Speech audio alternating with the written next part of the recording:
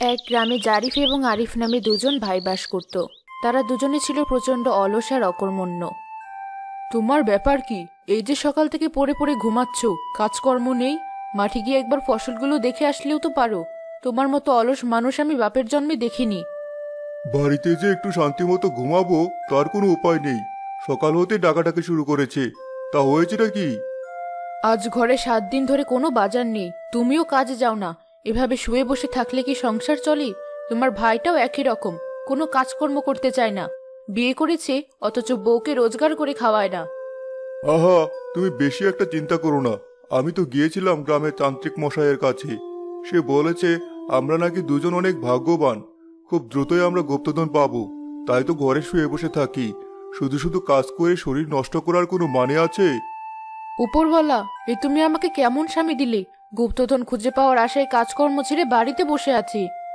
আচ্ছা বাবা, যাচ্ছি কাজ করতে। এখন আর দয়া করে আমার মাথা খেও না। যাও, খাবার দাবারের ব্যবস্থা করো। খেয়ে আমি কাজে বের হব।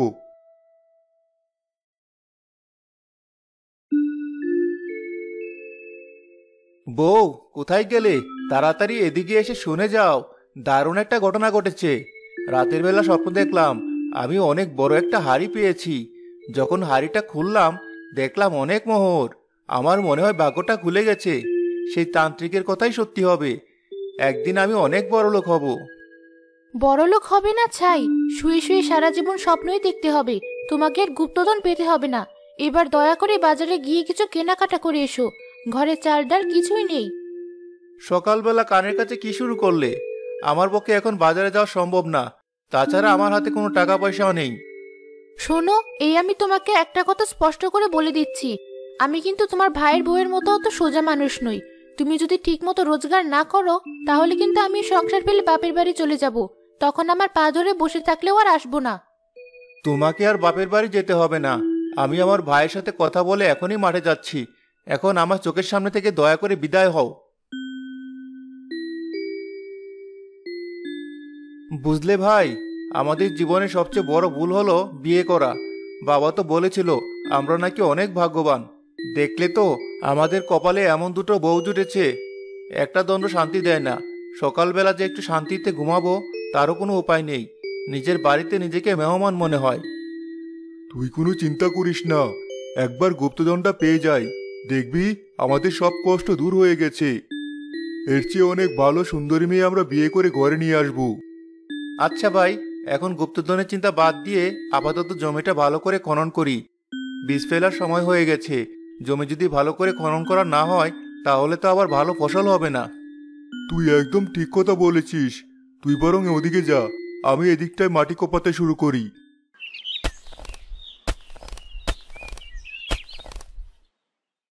ভাই, মাটি থেকে কি একটা অদ্ভুত গন্ধ আসছে।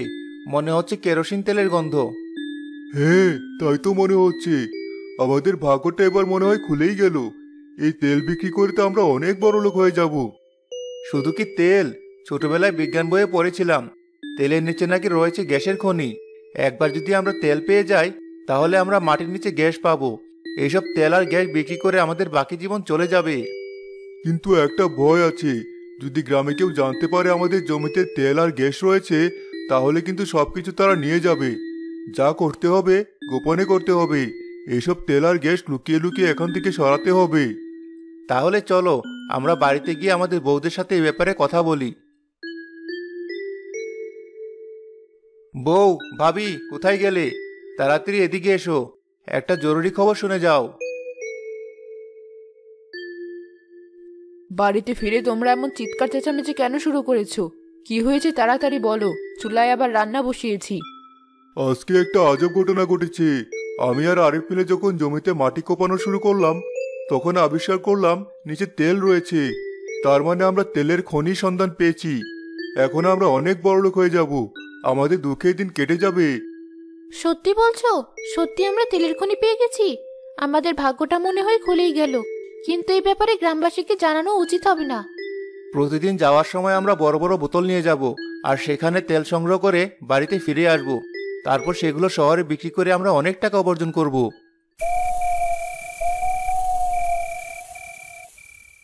এরপর থেকে জারিফ এবং আরিফ প্রতিদিন জমিতে যাওয়ার সময় তেলের বোতল নিয়ে যেত। লুকিয়ে লুকিয়ে তেল সংগ্রহ করে বাড়িতে এসে সেগুলো জমাতে থাকতো।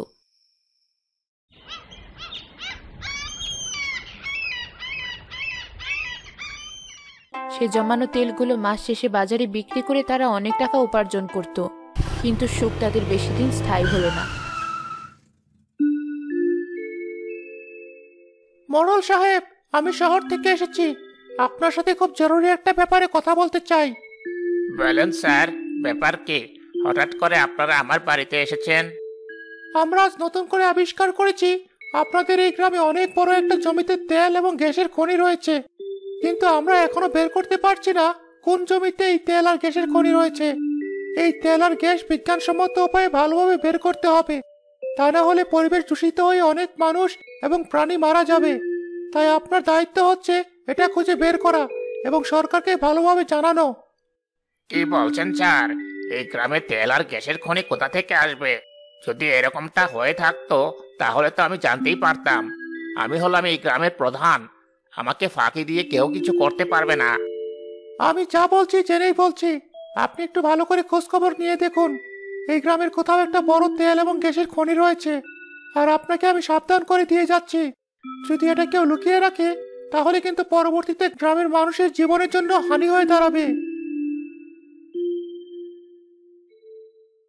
কালু, অফিসার একই বলে গেল। আমার মাথায় তো কিছুই ঢুকছে না। এই গ্রামে খনি আবার কোথা থেকে আসবে? চিন্তা করবেন না মোড়ল মশাই, আমি খুঁজে বের করবো কোথায় তেল এবং গ্যাসের খনি রয়েছে, আর এই ব্যাপারে প্রয়োজনীয় ব্যবস্থা নিয়ে আপনাকে জানাবো। যদি এরকম সত্যি কোনো খনি থেকে থাকে তাহলে কেউ আমার চোখ ফাঁকি দিতে পারবে না। হ্যাঁ, আমি জানি তুই অনেক বুদ্ধিমান, তাই এই দায়িত্বটা আমি তোকেই দিতে চাই। তুই দয়া করে খুঁজে বের কর কোথায় এই খনিটা রয়েছে।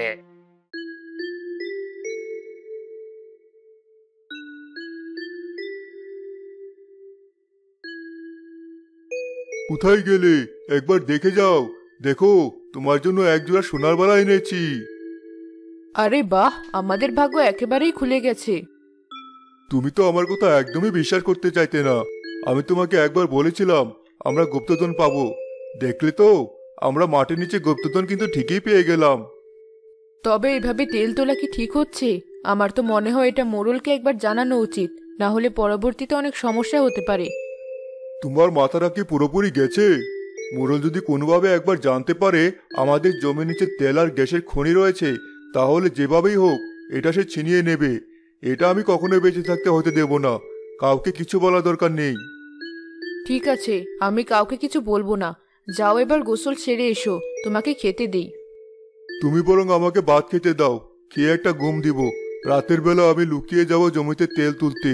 যখন সবাই ঘুমিয়ে থাকে তখন সেখান থেকে তেল সংগ্রহ করে জমিয়ে রাখবো।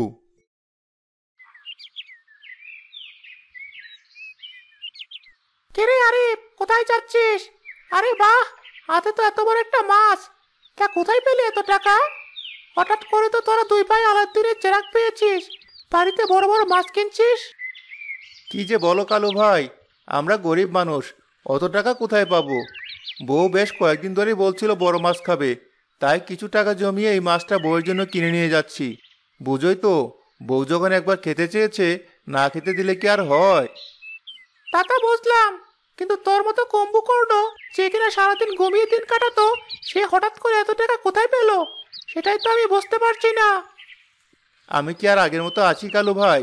এখন আমি অনেক পরিশ্রম করি, দিনরাত মাঠে কাজ করে বেড়াই, যেন ফসলটা ভালো হয়। দেখবে আমি আরো উন্নতি করব। হ্যাঁ, ভালো করে কাজ করাই ভালো। ভালো করে মন দিয়ে কাজ কর, ভালো করে সংসার সামলা। যাই, আমাকে আবার মোড়লের কাছে যেতে হবে। কিরে, তোর ব্যাপার কি? হাতে যে বালাজোড়া পরে আছিস, ওটা কি সোনার? দেখতে তো বেশ সুন্দর। আর বলো না, তোমার জারিফ ভাইয়ের আমার গয়না কেনার শখ হয়েছে। প্রতি মাসে নতুন নতুন গয়না বানিয়ে দিচ্ছে। আমি ওকে কত করে বললাম এসব কি দরকার, সে আমার কোনো কথাই শুনতে চায় না। গতকাল গলার একটা হার এনেছে, বাড়িতে যেও, তোমাকে দেখাবো। যাদের নুন আনতে পান্তা ফোড়ায় তারা কিনা হাতে বালা পরে ঘুরে বেড়াচ্ছে। তা কোথায় পেলি এত টাকা? বাপের বাড়ি থেকে নিয়ে এসেছিস? বাপের বাড়ি থেকে আনতে যাব কেন? এগুলো তোমার জারিফ ভাই জমিয়েছে। সে ফসল ফলিয়ে যে টাকা পায় তা দিয়ে আমাকে গয়নাগুলো গড়িয়ে দিয়েছি। আমাকে দয়া করে বোঝাতে আসিস না, আমি না। ওই মাঠ থেকে তোরা কত টাকা রোজগার করিস সেটা আমি খুব ভালোভাবেই জানি। তোমার সাথে শুধু শুধু ঝগড়া করতে পারবো না। আমি এখন বাড়িতে গিয়ে রান্না চড়াই, তোমার জারিফ ভাই আবার খেতে চলে আসবে।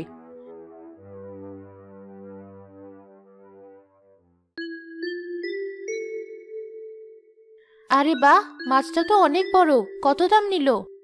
এই কাতল মাছের দাম 1000 টাকা। কয়দিন ধরেই তো বলছিলে বড় মাছ খেতে ইচ্ছে করছে, তাই তোমার জন্য এই মাছটা নিয়ে এলাম। নাও, এবার ভালো করে কষিয়ে রান্না করো, দেখি জমিয়ে খাওয়া যাবে। উপরওয়ালা আমাদের দিকে মুখ তুলে চেয়েছেন, তাই তো তুমি এই তেলের খনিটার খোঁজ পেলে। তা না হলে কি এত বড় মাছ? বিয়ের পর থেকে এত বড় মাছ খাইনি। পুঁটি মাছ খেতে খেতে মুখে অরুচি ধরে গেছে। আসতে বলো, দেয়ালেরও কান আছে। কেউ আবার শুনে ফেললে বড় বিপদে পড়ে যাব। মানুষ এমনিতে আমাদেরকে সন্দেহ করা শুরু করেছে। আমরা এত টাকা কোথায় পাই, এত রোজগার কোথেকে আসে, এসব নিয়ে আলোচনা করছে। শুনতে আমার ভালো লাগে না।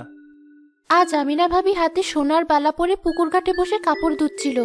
এমন সময় সেখানে শিরিন ভাবি এসে জানতে চাইলো এত টাকা তারা কোথায় পায়।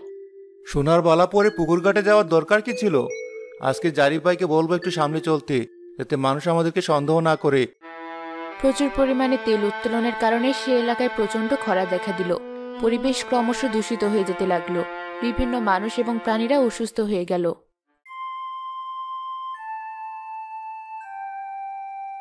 বাড়িতে কেউ আছেন নাকি? একটু বাইরে আসুন, দেখুন তো গ্রামের কি অবস্থা হয়েছে। দূষিত গ্যাসের প্রভাবে চারদিকে মানুষ মারা যাচ্ছে। এই গ্যাস কোথা থেকে আসছে সেটাই তো বুঝতে পারছি না। আমি খুব ভালো করে জানি কোথা থেকে আসছে। কিছুদিন আগে একজন অফিসার শহর থেকে আমার বাড়িতে এসেছিলেন। তিনি বলেছিলেন আমাদের গ্রামে একটা তেলের আর গ্যাসের খনি রয়েছে, কিন্তু আমি এখনো বের করতে পারিনি সেই খনিটা কার। সে চুরি করে তেল উত্তোলন করছে আর বাতাস দূষিত করছে। এই জন্যই গ্রামে এত অসুখ বিসুখ দেখা দিয়েছে। আমাদের খুঁজে বের করতেই হবে এবং তাকে তেল উত্তোলন করতে মানা করতে হবে। সে যদি এভাবে তেল তুলতে থাকে তাহলে গ্যাসের পরিমাণ তো আরো বেড়ে যাবে। কিন্তু আমি তো চেষ্টা কম করিনি শাকিল, কেউ তো স্বীকার করছে না। আমি লোক লাগিয়ে অনেকটাই খুঁজে বের করার চেষ্টা করেছি, কিন্তু কোনো উপায় হচ্ছে না।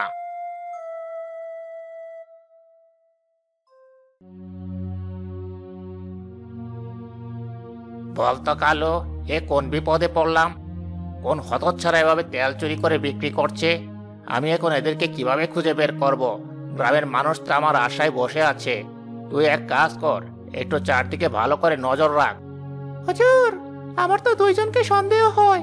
তারা হলো আরিফ আর জারিফ। এরা খুব দ্রুত তাদের আর্থিক অবস্থা পরিবর্তন করেছে। নতুন নতুন শাড়ি, গয়না, দামি দামি মাছ মাংস প্রতিদিন কেনাকাটা করছে।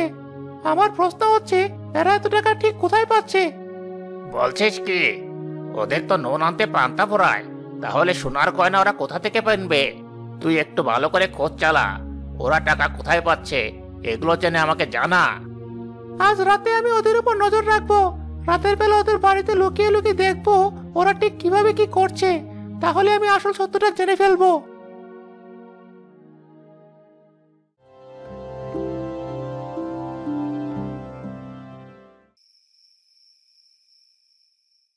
তোমার ব্যাপার কি? তোমাকে আমি কতবার বারণ করেছি সোনার গয়না পরে বাইরে যাবে না। তুমি নাকি সোনার বালা পরে পুকুর ঘাটে কাপড় কাচতে গিয়েছিলে, আর শিন তোমাকে দেখে ফেলেছে। এসব নিয়ে গ্রামে অনেক আলোচনা হচ্ছে, জানো? আচ্ছা ঠিক আছে, বললাম তো আমি সোনার গয়না পরে বাইরে যাব না। এখন তুমি শান্ত হও। তুমি তো জানোই পরিস্থিতিটা ভালো নয়। গ্রামের মানুষ আমাদেরকে সন্দেহ করছে। আমরা যে তেল চুরি করে বিক্রি করছি এটা তো গ্রামের মানুষ জানে না। এটা যদি জানাজানি হয়ে যায় তাহলে আমরা অনেক বড় বিপদে পড়ে যাব। কিন্তু গ্রামবাসীর কথাও তোমার ভাবতে হবে। এভাবে তেল তোলার কারণে গ্রামের পরিবেশ তো দূষিত হয়ে যাচ্ছে। গ্রামের অনেক মানুষ অসুস্থ হয়ে পড়ছে এই গ্যাসের জন্য। যা খুশি হোক, এটা জেনে আমি কি করব? আমি যখন একবেলা না খেয়ে থাকতাম তখন কি গ্রামবাসীরা আমাকে খেতে দিয়েছে নাকি পড়তে দিয়েছে? এসব গ্রামবাসীর কথা চিন্তা করার সময় নেই আমার। আমাকে ভাত খেতে দাও। এবার আমি আর আরিফ মিলে জমিতে যাব তেল উত্তোলন করতে। গ্রাম নীরব হয়ে গেছে, সবাই ঘুমিয়ে গেছে, এটাই সময়।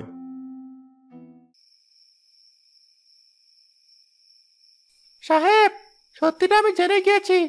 আরিফ আর জারিফ এই জমি থেকে তেল উত্তোলন করছে।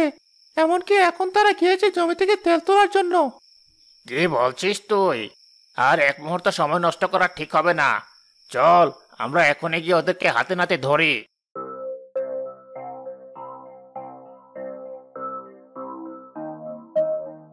আচ্ছা, তাহলে তোরাই এতদিন তেল তুলেছিস আর আমাদের কাছে লুকিয়ে গেছিস। তোদের জন্য গ্রামের কি পরিস্থিতি হয়েছে দেখ, এবার তোদেরকে পুলিশে দেব। আমার কথা সত্যি হয়েছে হুজুর। আমি তো আপনাকে আগেই বলেছি এই দুই ভাই কোনো একটা কিছু ঘটাচ্ছে, তা না হলে হঠাৎ করে এত টাকা কোথা থেকে পাচ্ছে। বউয়ের জন্য নতুন নতুন শাড়ি গয়না, বড় বড় মাছ, এগুলো নিয়ে ওরা বাড়িতে ফিরছে। তাই আমি আপনাকে সত্যি কথাটাই বলেছি। ক্ষমা করুন, দয়া করে ক্ষমা করুন সাহেব, আমাদের অনেক বড় ভুল হয়ে গেছে। আসলে লোভে পড়ে আমরা অন্ধ হয়ে গিয়েছিলাম, তাই গ্রামবাসীর কথা একবারও চিন্তা করিনি। আমরা কথা দিচ্ছি মোড়ল সাহেব, এরকম ভাবে আর তেল তুলবো না। এবার সরকারের কাছে আমরা এই জমিটা দিয়ে দিব। সরকার যা সিদ্ধান্ত নেবে আমরা তাই মাথা পেতে নেব।